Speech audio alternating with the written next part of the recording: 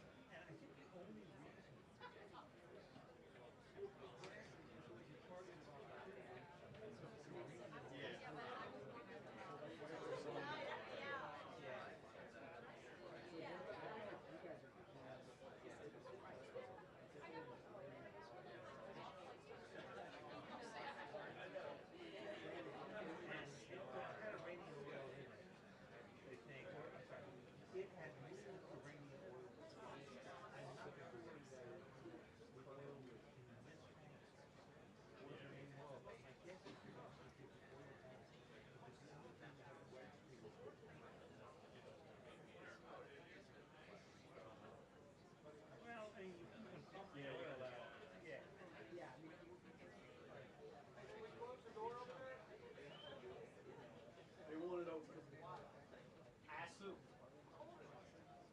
I'm just telling you. Text them and ask. I asked.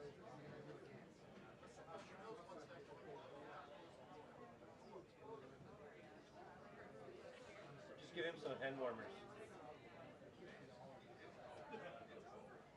Everybody get your hats and gloves.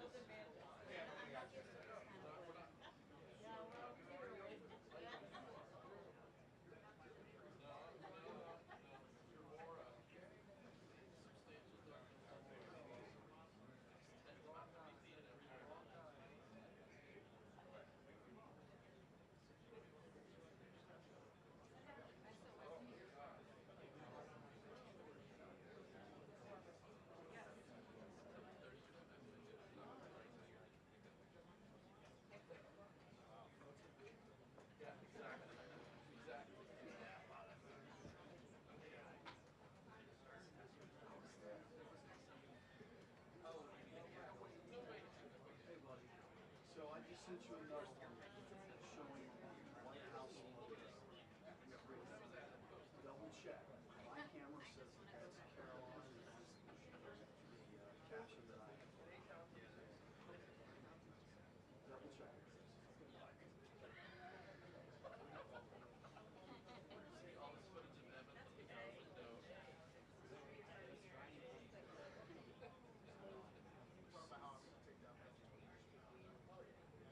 Take that.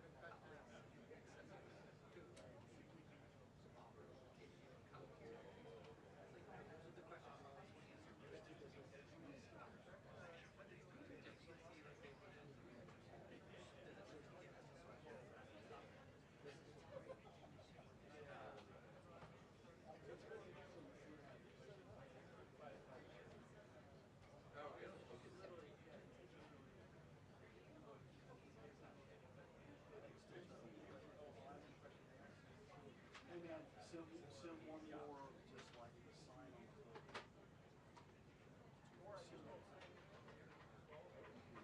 Sim, take a look at it. Just tell me.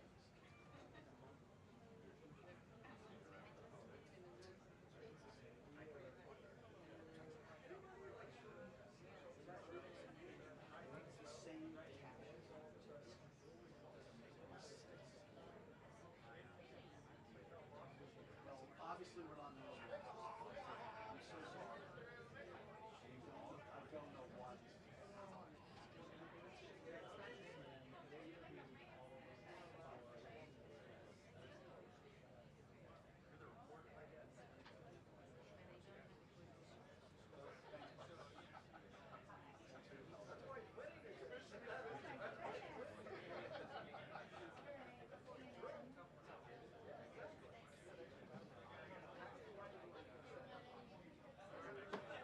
Carolina. How are you? I hear I'm going to see you. I'm in the middle section. What are you doing? When do you leave? Oh, I get there until the 27th. I'll see you at the airport. I'll wait till you're in there. Oh, thanks. I got cut yesterday. My hairdresser is amazing. Yeah, it doesn't really look like me. Like, I got it all my friends. Just come ready.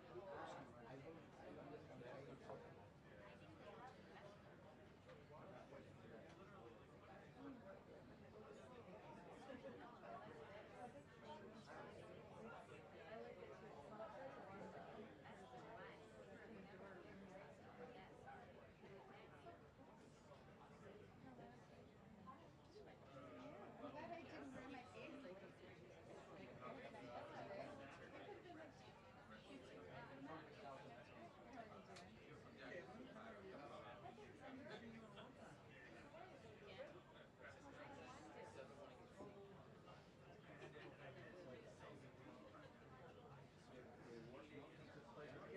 I get it about twice a year. Twice a year. So I gotta get there. That's right. Anchor is like my most that's interesting when shooting boats with no authority. The tanker you can at least put together. Yeah, I mean, part of those two weeks was national security strategy week, and we only had 4 stories.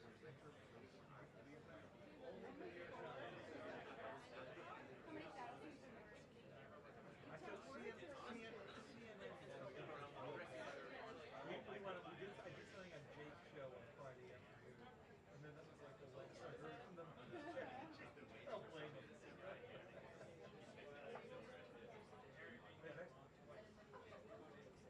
Yeah, that was good. That was good. I really liked that. So who's It's going not to the be your first next? time. He called me the first time. He called me a traitor.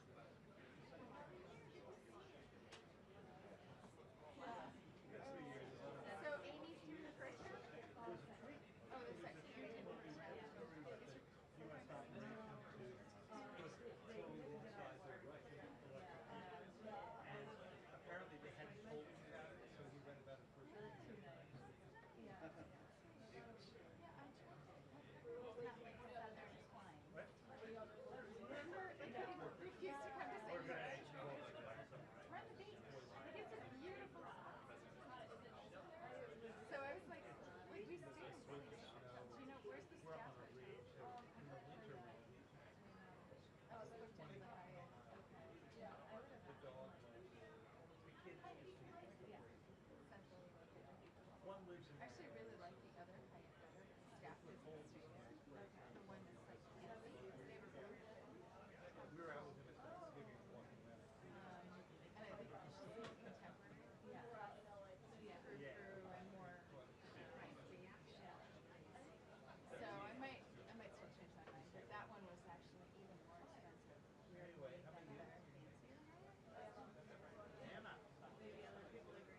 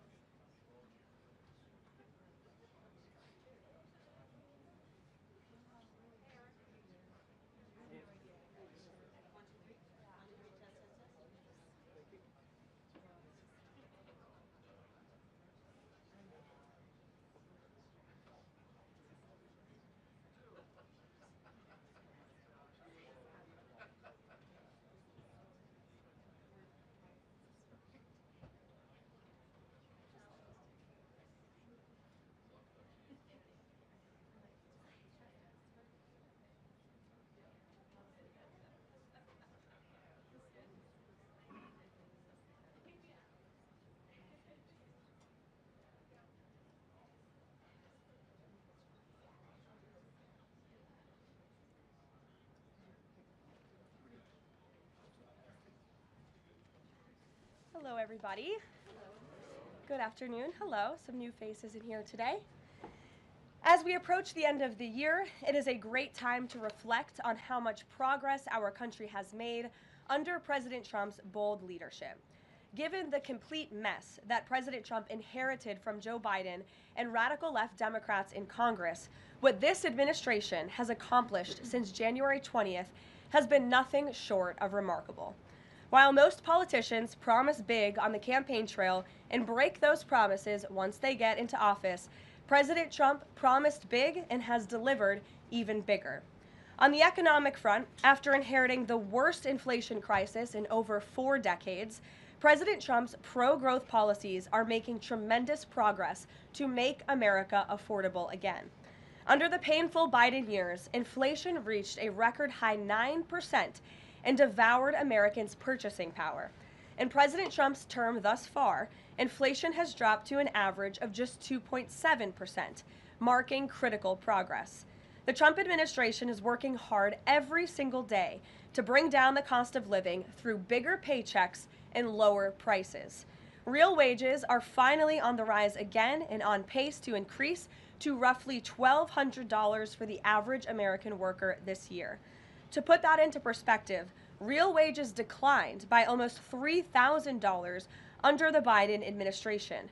That means Americans right now are on track already to make up 1/3 of the $3,000 in lost wages under Joe Biden. There's much work to do, but this has already been significant progress. President Trump has also delivered resoundingly on his promise to end Joe Biden's insane war on American energy and make sure our country has reliable and affordable energy produced right here at home. As a result, the nationwide average for regular gas just fell to its lowest level in nearly 5 years. According to data from Gas Buddy released on Monday, average gas prices have now dipped below $3 per gallon in 37 states, below $2.75 per gallon in 22 states, and below $2.50 per gallon in 5 states. Just a few years ago, we saw record high price gas of nearly $5 per gallon. American families faced constant pain at the pump, and those costs caused the price of everything else to go up as well. In fact, the average cost for a gallon of regular gas in the country was the most expensive price during a presidential term in U.S. history under Biden's disastrous leadership, even with them recklessly draining our strategic reserves to try and artificially decrease prices. But thanks to President Trump, those days are long behind us. In the months ahead, Americans can expect prices to fall even further. We know that when gas gets cheaper, everything else gets cheaper too, and that's what this president is focusing on. Americans can also expect another boost to their bank accounts in the months ahead, as 2026 tax refund season is upon us after the holidays, and it's projected to be the largest ever thanks to President Trump's passage of the One Big Beautiful Bill. According to recent analysis from Piper Sandler, when Americans file their taxes early next year, their refunds could be about 1/3 larger than usual, or roughly an extra $1,000 per filer. That is money straight into the pockets of the American people. It's only because of President Trump and Republicans' leadership that Americans will now pay no tax on tips, overtime, and Social Security. President Trump and Republicans believe hardworking Americans deserve to keep more of their hard-earned money, but Democrats, on the other hand, every single one of them, voted against these massive tax cuts. So remember that the next time Democrats try to talk about affordability. Democrats don't have a single clue about how to make America more affordable. They just spent the last 4 years creating the very affordability crisis that President Trump is fixing right now. And if given the chance of power ever again, the Democrats will implement those same policies and jack inflation right back up to where it was. Finally, at the border, President Trump has restored America's sovereignty and made our country safe again. This is the single greatest and fastest national security victory in modern American history, and it's not even close. The latest preliminary numbers released from the month of November show we have the most secure border in our nation's history. This is a remarkable achievement. November encounters came in even lower than the previous historic low in October, if you can believe it. There were only 30,367 total encounters nationwide. That's lower than the previous record set in October. And for the 7th consecutive month, U.S. Border Patrol released 0 illegal aliens into the United States. Let me repeat, 7 months of 0 illegal aliens being released into our country. This is a historic achievement, and it's one that every law-abiding American citizen should be grateful for. At this point, in 10 months under President Trump's unmatched leadership, we've seen less apprehensions overall than we saw in just 1 month under Joe Biden. Again, let me repeat, in 10 months under President Trump, we've seen less apprehensions at the southern border than we saw in 1 month under the previous president. Again, remarkable results. All in all, the economy is back on track and ready to boom over the next 3 years. Biden's inflation crisis is over. Prices are coming down. Wages are rising. The border is fully secure, and America's best days are to come. President Trump has kept his word and delivered for the American people over the past year, and he will not stop fighting, as you heard from him directly this week, until our country and every state in this country is better than ever before. So with that, I will take your questions today. I know there's a lot of news. We'll start with our new media seat. Mr. Bowling, it's great to see you here. He's of Real America's Voice. He's also the host of Edge, his interview and commentary podcast. Please, Eric, why don't you kick us off? Caroline, thank you very much for this and inviting me to the new media seat. As you point out, affordability crisis, it strikes me energy prices have been coming down aggressively since President Trump's second term, approaching $55 a barrel for oil, gasoline, as you point out, under $3 a barrel nationally, first time in 5 years. By the way, that $55 barrel oil is about half of the peak under the last 4 years of the last administration, half the price.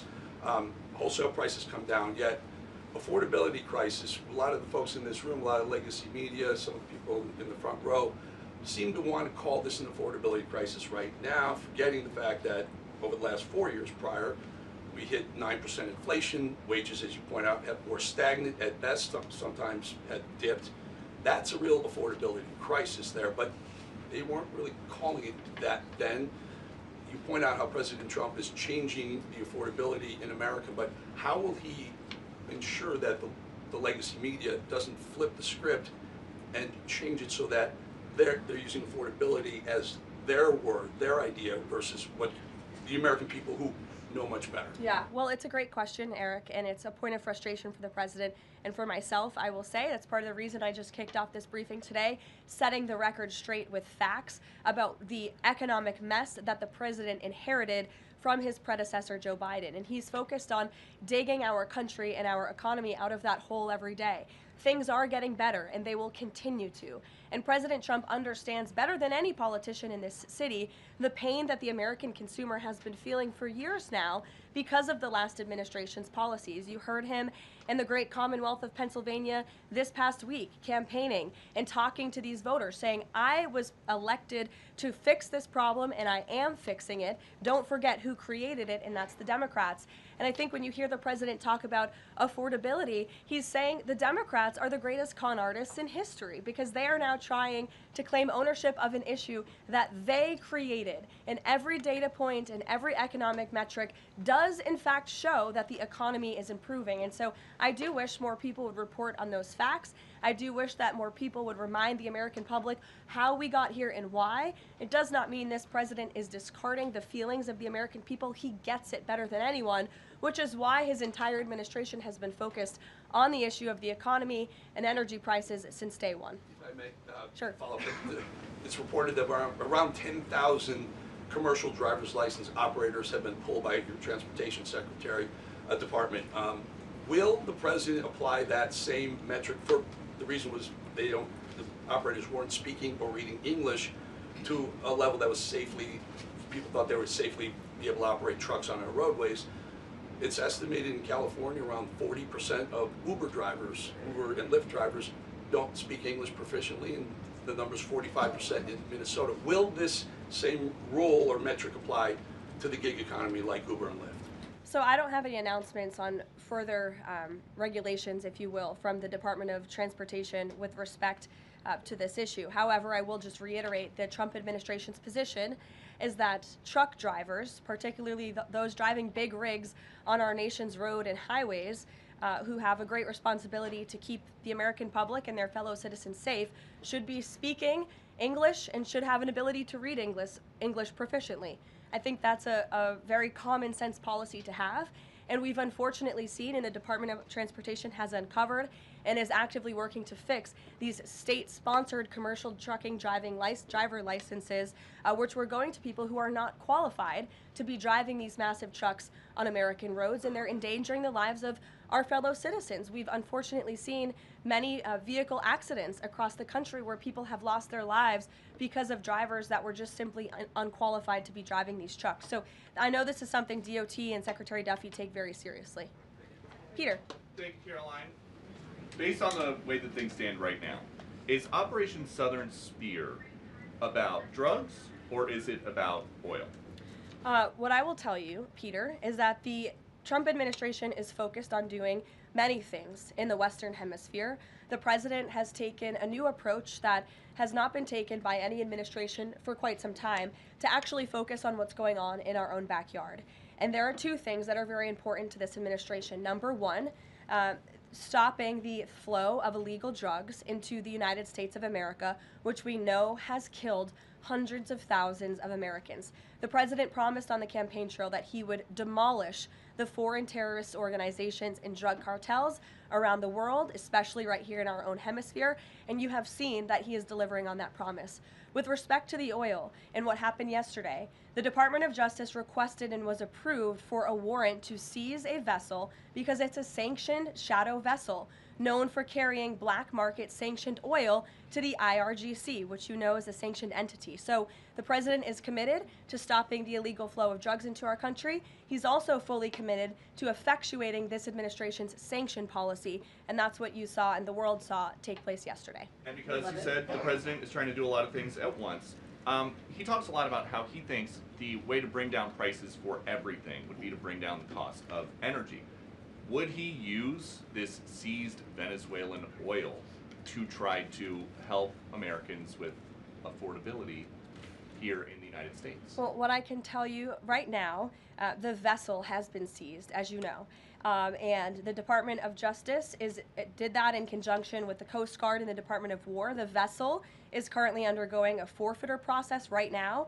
The United States currently has a full investigative team on the ground, on the vessel, and individuals on board the vessel are being interviewed and any relevant evidence is being seized. With respect to the oil, that's a different issue. As you know, Peter, the vessel will go to a U.S. port, and the United States does intend to seize the oil. However, there is a legal process for the seizure of that oil, and that legal process will be followed. And just my last one on this. If President Trump launches a bigger military campaign in the Caribbean, is he jeopardizing a possible Nobel Peace Prize? Look, the president has proven over the past year that he is more than worthy of the Nobel Peace Prize. I think he's been nominated for it nearly 100 times this past year, which is definitely a record. He's solved, I think, 9 conflicts around the world. We are up to now. He's actively working on the Russia-Ukraine war, which is the big one as we speak, and has been over the past year. With respect to any additional action in Venezuela, I'm definitely not going to get ahead of the president or the United States military. Mary. It now seems all but certain that the Obamacare subsidies will expire at the end of the year. It means more than 20 million Americans are now bracing for their health care costs to soar. Is the president prepared to let this happen, or is he going to step in? The president is prepared to take action on health care, and he wants Republicans on the Hill to do the same. As you have seen, Senate Republicans put forth their own legislation earlier this week. As for the subsidies that are set to expire, I would like to remind you and everybody at home why this is on the brink of happening. Democrats wrote Obamacare. They passed it without a single Republican vote, and then they ballooned it with these expensive COVID subsidies that completely distorted the health insurance market. And then they doubled down, extending those subsidies and setting their own expiration date right now in 2025, which the administration is obviously well aware of, and we are working, the president is working with his healthcare policy team here at the White House, as well as Republicans on Capitol Hill, to find a solution. You said he's working to find a solution. He wants to see a solution to lower health care costs. He does. But these subsidies are expiring at the end of the year. So what is the plan, and what is he going to do to put this in place in the next 2-3 weeks? You'll hear more from the president and from the White House on that very soon. As for wanting a solution to lower healthcare costs, I'm glad you said it, because the president is doing just that. He has made unprecedented progress towards lowering healthcare costs in this country and drug prices. He's secured numerous most favored nation drug price deals, with many more to come. As you know, the One Big Beautiful Bill, the working family tax cut, significantly expanded access to health savings accounts for those on Obamacare. Again, a Democrat written program and approved program, which has led to higher healthcare costs in this country. So it goes back to the issue of affordability. Democrats are now pretending they want a solution to this issue, but they created the problem. The president and Republicans are currently coming up with creative solutions and ideas to lower healthcare costs for the American people, and you'll continue to hear more from them on that. Before these subsidies expire? I just said you're going to continue to hear more from the president and Republicans on this issue, I'm sure. Sure, Bloomberg, go ahead. Hi, thanks, Caroline. The president said he was going to be holding a call with the leaders of Thailand and Cambodia. Have those calls taken place? Is there a readout you can share? The president has not yet engaged in those calls, and when he does, I'm sure you'll hear from him directly, as you always do, after foreign leader calls or from somebody here at the White House. I do know, with respect to the conflict in the peace deal in Thailand and Cambodia and some of the conflicts you've seen arise, reports of that in the press over the past couple of days. The president addressed it in Pennsylvania. The administration is obviously tracking this at the highest levels and is very much engaged. I spoke with Secretary Rubio about it this morning. And will senior U.S. officials be meeting Saturday with European and Ukrainian officials to discuss the peace plan? Look, the United States and the Trump administration continues to be very much engaged in trying to bring the Russia-Ukraine war to an end. The president had a call with Europeans yesterday.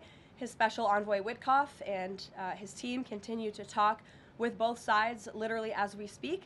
If there is a real chance of signing a peace agreement, if we feel like those meetings are worthy of someone on the United States' time this weekend, then we will send a representative. It's still up in the air whether we believe real peace can be accomplished and we can truly move the ball forward. The president is extremely frustrated with both sides of this war, and he's sick of meetings just for the sake of meeting. He doesn't want any more talk. He wants action. He wants this war to come to an end. And the administration has spent more than 30 hours, just in the past couple of weeks, meeting with the Russians and the Ukrainians and the Europeans and speaking with them as well. So we'll see about the meetings this weekend, and stay tuned. President read President Zelensky's latest proposal that was sent over yesterday. He's aware of it, yes. Ed. Thanks, Caroline. So the Fed chairman, the president says that he's interviewing candidates. So I just want to be clear. So the pick has not been locked in, and could we get an announcement before Christmas? I know every business outlet in the world is just chomping at the bit for a scoop or something on this Fed chair announcement. I'm not going to get ahead of the president. I know there's been a lot of reports about potential meetings this week with potential candidates. Look, as always, this is a decision the president himself is going to make. And I know there's a lot of reporting out there from anonymous sources who claim to know something.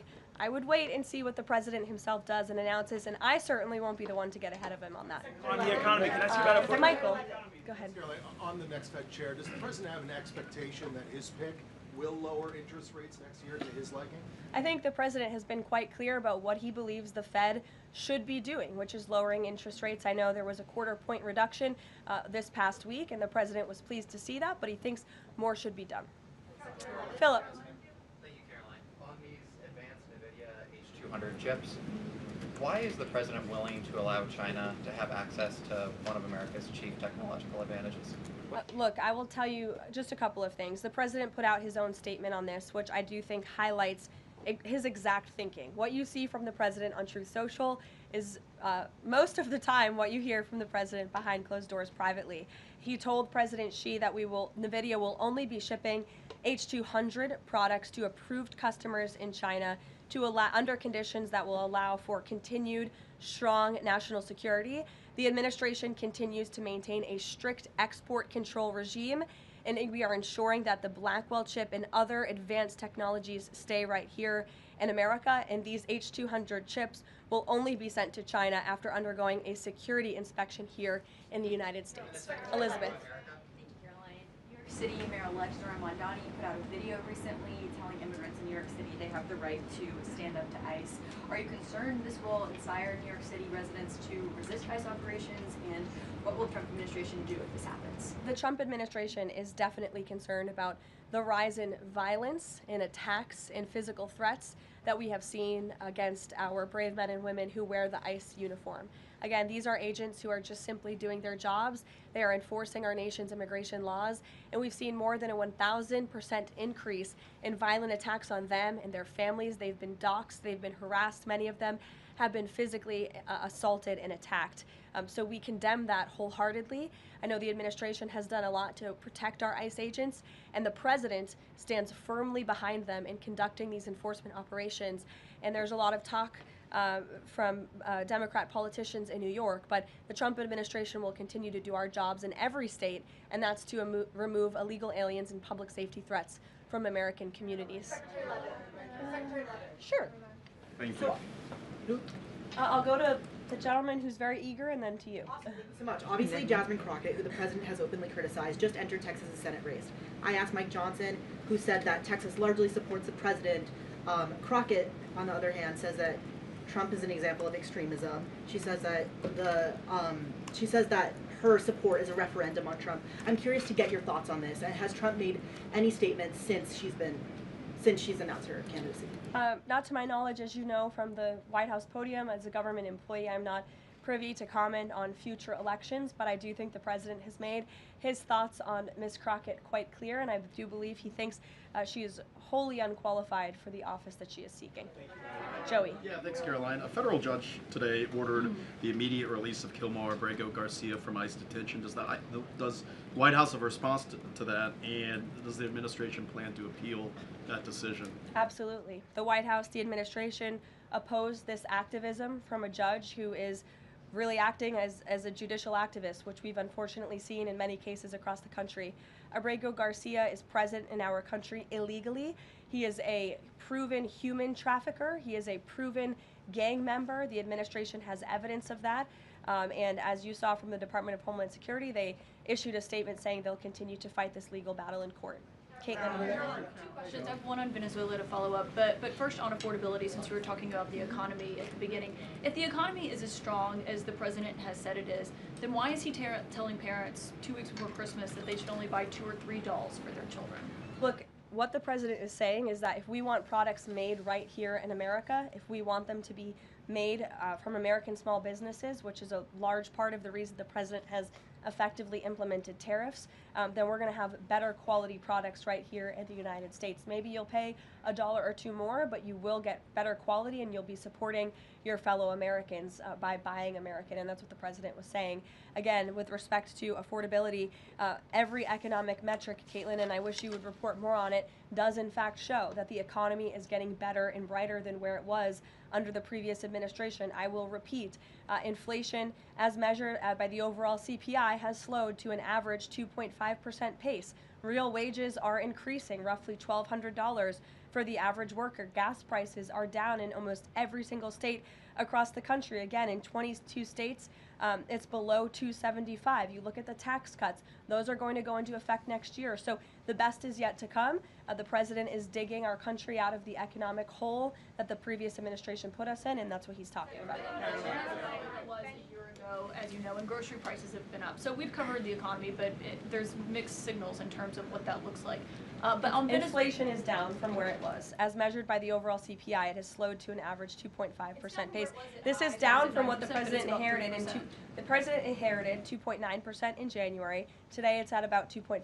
So we're trending in the right direction with more to come. And I would remind you, when President Trump left office in his first term, inflation was 1.7%.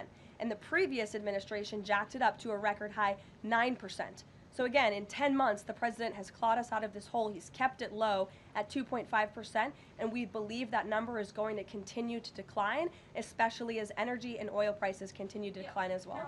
It wasn't high under Biden. They're just saying it's not. Well, nobody reported on it being high under Biden. My predecessor was standing at this podium, but now you want to ask me a lot of questions about it, which I'm happy to answer. But I will just add, there's a lot more scrutiny on this issue from this press corps than there was.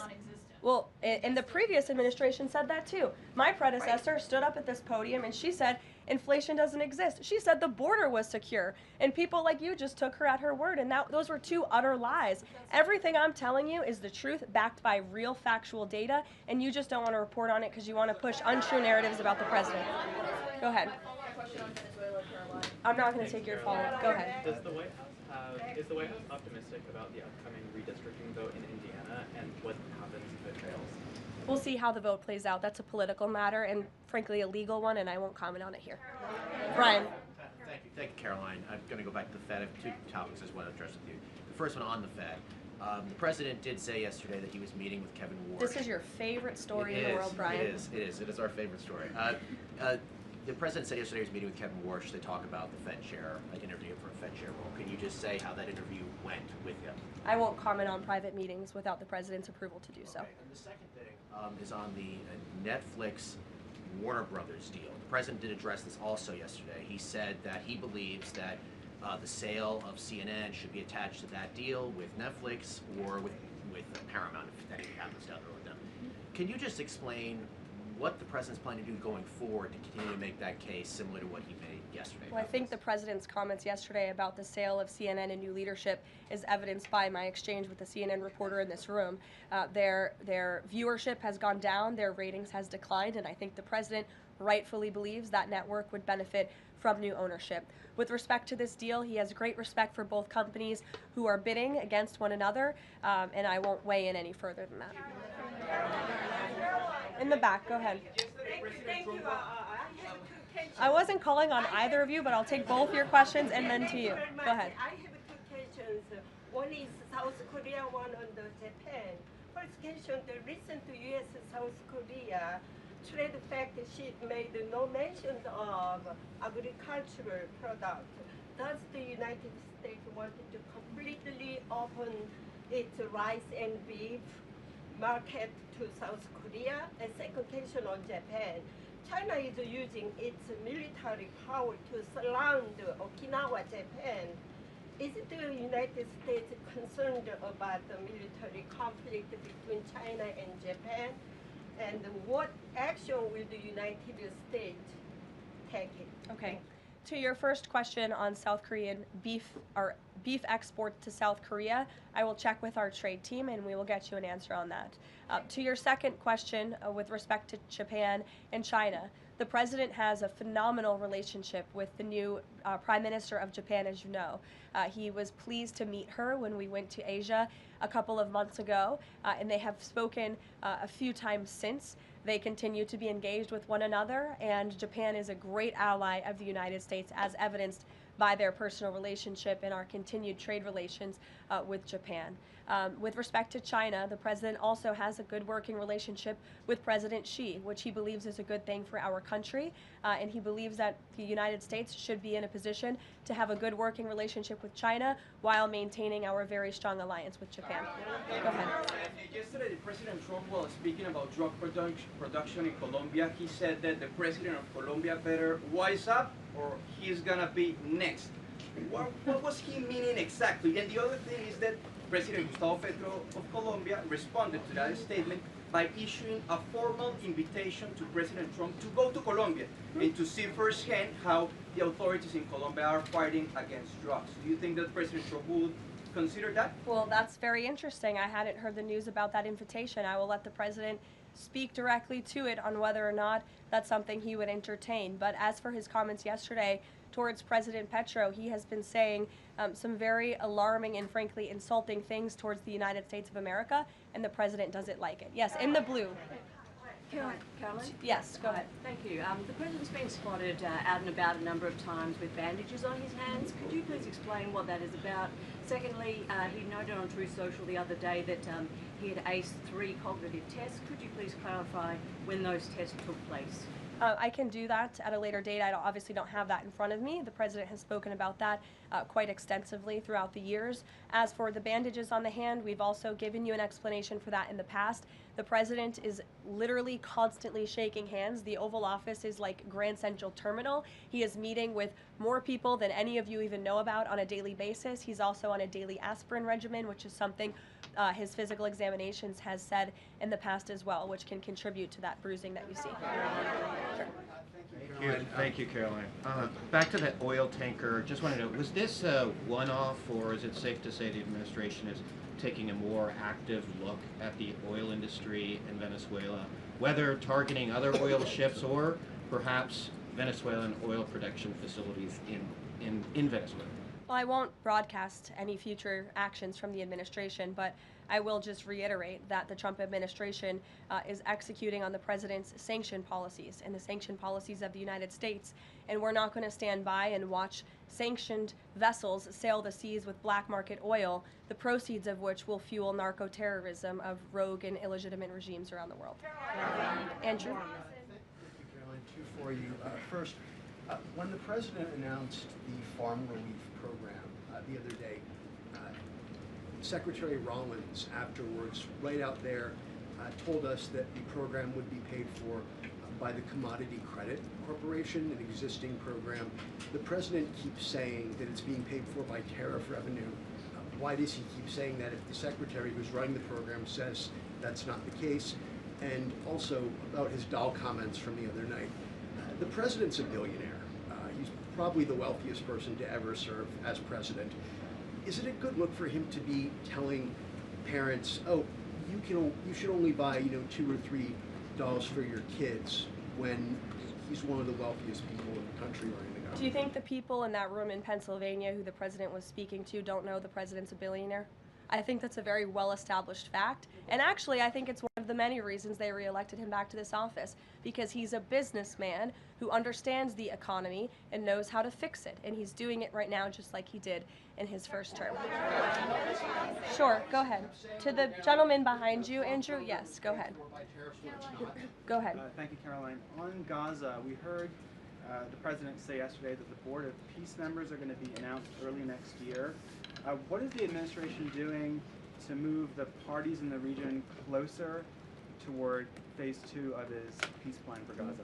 Sure. Well, first of all, I would be remiss if I didn't highlight what a success it is that 10 months into the president's administration, you're asking me about a peace plan in Gaza, because that's a legitimate reality on the ground right now in the region. And it's only because of this president's leadership that that was able to take place, that all the living hostages were returned.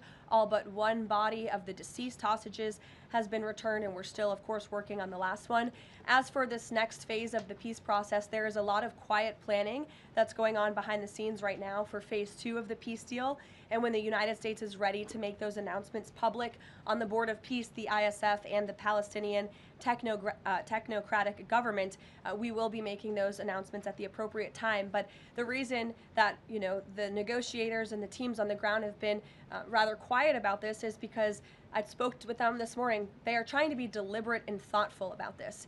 Peace in Gaza, in the Palestinian Strip, is something, the Gaza Strip rather, is something that people have been trying to accomplish for 70 years. So, this is a complex problem, and this administration wants to be very thoughtful about it, and we want to ensure an enduring and lasting peace. And when those announcements are ready, they will be made.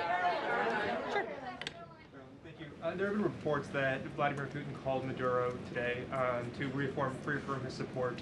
I wanted to ask if it is concerning to the president that Putin has given such a warm embrace to Maduro. I don't think that would be concerning to the president at all, no. I'll let him speak on it further. Spoken to Putin about that? He has not spoken to President Putin today, and I understand that call took place this morning, so the answer is no. Thanks. I have a question about the ACA, but just first very quickly clarifying Caitlin's question. You acknowledged that CPI in January when you took office was 3%, and in September, the last month for which we have data, it was also 3%, so inflation... No, it's 2.5%. Not in September, it was 3%. It's 2.5%, the average CPI right now. I have it in front of me. In President Trump's first 8 months in office, inflation as measured by the overall consumer price index has slowed to a 2.5 average pace. This is down from the 2.9% inherited in January. So January is 1 month. So Kelly, in the back. Okay, can I ask you about the ACA really quickly? There are a number of plans that are floating around on the Hill right now having to do with these premium subsidies that are about to expire. Which plan does the White House support? Again, I have told you now a few times that the president and the Republicans will continue to unveil creative ideas and solutions to the healthcare crisis that was created by Democrats. And I know Chuck Schumer is putting up a vote today. This is a political show vote. Chuck Schumer is not sincerely interested in lowering healthcare costs for the American people. He's putting this vote on the floor knowing that it will fail so he can have another talking point that he can throw around without any real plan or action. If Chuck Schumer actually wanted to lower healthcare costs, I'm sure the president would welcome him and his entire Democrat caucus to a legitimate coordination on the president's policies of bringing down drug prices, these most favored nation deals. Why hasn't Chuck Schumer ever come out in support of those? Those are going to legitimately, they already are, lower drug prices for the American people. And not a word from Chuck Schumer on it. So I think that just proves this is completely political. Kelly, go ahead. On Venezuela, does the president consider the seizure of the oil tanker an escalation or a step towards war with Venezuela? I think the president considers the seizure of the oil tanker as effectuating the administration's sanction policies, which I've already discussed previously. Potential invasion or potential land strikes in Venezuela aligned with the president's supporters, the MAGA base, does it risk the potential for a prolonged war and U.S. troops involved in that? Prolonged war is definitely not something this president is interested in. He's been very clear about that. He wants peace. He also wants to see the end of illegal drugs being trafficked into the United States and taking the lives of hundreds of thousands of Americans across our country. And he's thinking about that every day here at the White House. With every drug boat that is taken out by this administration, we are saving thousands of lives by deterring those drugs and stopping those drugs from flowing into our country.